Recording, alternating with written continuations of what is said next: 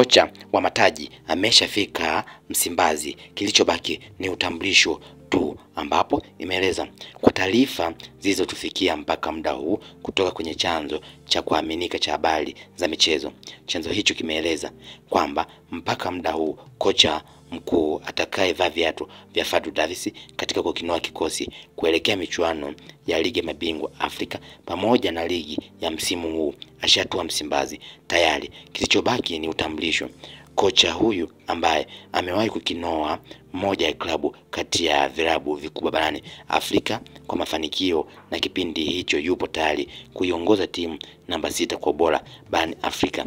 Imeandikwa kwamba mdau anasema mpaka muda huo aliyekuwa ameikaimu kiti hicho Hemedi Morocco ameshapewa mkono wa kwaheri na kumshukuru kwa kuwa na timu ndani ya huo muda mfupi.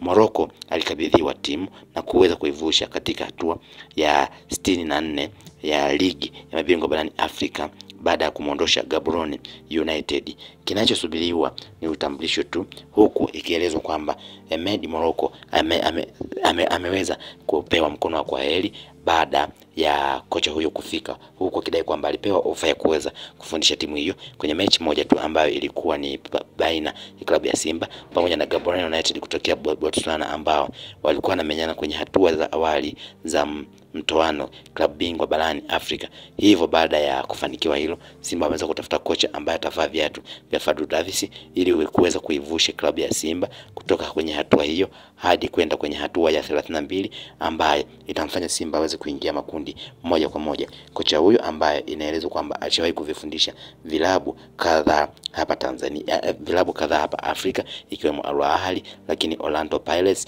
na wengine wakienda mbali zaidi. Mmoja alishawahi kufundisha klabu ya Mamelodi Sundowns, ndiye ambaye wameweza kurejea au kufika kunako klabu ya Simba Sport Club, na kinachosubiriwa ni utambulisho tu wa kocha huyo, ni lini watafanyika utambulisho, ila kocha tayari ameshatua na ameshasaini mkataba na wamekaa mezani na kuona ni nini ambacho kinahitajika.